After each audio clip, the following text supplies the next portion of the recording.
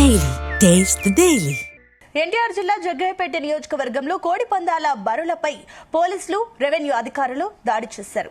కోడి పందాలకు ఏర్పాటు చేసిన బరులను ట్రాక్టర్లతో దున్ని ధ్వంసం చేశారు. సంక్రాంతి సంబరాల పేరుతో కోడి పందాలు, జూదం క్రీడలు నిర్వహించడం చట్టరీత్యా నేరమని పోలీసులు తెలిపారు. నిబంధనలను ఉల్లంఘించి పందాలు నిర్వహిస్తే కఠిన చర్యలు తీసుకుంటామని, సాంస్కృతిక సాంప్రదాయాలతో బంధుమిత్రులతో సంక్రాంతి పండుగను జరుపుకోవాలని ప్రజలకు సూచించారు.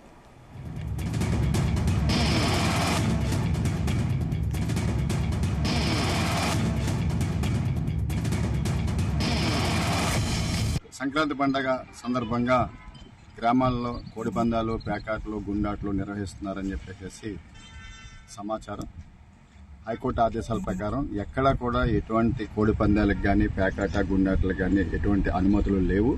దాంట్లో భాగంగా ఈరోజు ఉదయం నుండి పెనుగంచిపల్లి ఎంఆర్ఓ గారు, పెనుగంచిపల్లి ఎస్ఐ గారు, నేను గ్రామాల్లో తిరిగి ఈ కోడి పందాల నిర్వాహకులకు నోటీస్ ఇవ్వడం జరుగుతుంది. ఎక్కడైనా నిర్వహణ చేయడం కోసం ఏర్పాటు చేసిన స్థలాలని ట్రాక్టర్ తోటి దమ్ము చేయించడం జరుగుతుంది.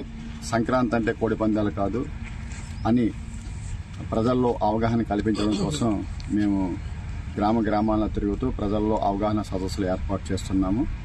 సంక్రాంతి అంటే కోడి పందాలు కాదు అని తెలియజేస్తూ ఈ ఏరియాలో ముగ్గుల పోటీలు, కబడ్డీల పోటీలు, వాలీబాల్ పోటీలు నిర్వహించి సాంప్రదాయబద్ధంగా అందరూ కూడా నడవాలని ప్రజలకు విజ్ఞప్తి చేస్తున్నాము.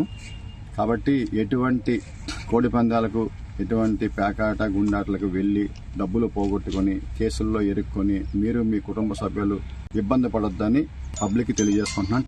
సంక్రాంతి పండుగ సందర్భంగా కోడి పందాలు అవి నిర్వహించకూడదు, అది చట్టరీత్యా నేరం అని చెప్పి మేము ఇక్కడ వచ్చి ప్రచారం చేస్తున్నాము. అలాగే గ్రామంలోనూ దాంతో పాటుగా ఎక్కడైతే బడులు ఏర్పాటు చేసే అవకాశం ఉందో అక్కడ పోలీసు సిబ్బంది, వెటర్నరీ డాక్టర్ గారు, అలాగే రెవెన్యూ వాళ్ళము, అలాగే పంచాయతీరాజ్ సిబ్బంది వీళ్ళందరూ కూడా కలిసి ఒక టీమ్ గా ఫామ్ అయ్యి ప్రతి గ్రామంలో స్థాయిలోనూ అలాగే మండల స్థాయిలోనూ ప్రస్తుతం మండల స్థాయి సిబ్బంది అంతా కూడా వచ్చి ఇక్కడ ఎక్కడైతే బరిని ఏర్పాటు చేసే అవకాశం ఉందో అక్కడ దాన్ని ధ్వంసం చేయడానికని వచ్చాము. అలాగే చట్టరీత్యా నేరం ఇది గేమింగ్ యాక్ట్ ప్రకారం సెక్షన్ 10 ప్రకారంగా కానీ, సెక్షన్ 34 జంతు హింస నివారణ చట్టం ప్రకారంగా కానీ ఇలాంటి చర్యలు చేపట్టకూడదు.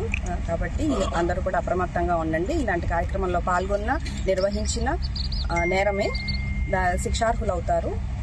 ప్రజలందరూ కూడా అప్రమత్తంగా ఉండాలని కోరుకుంటున్నాను.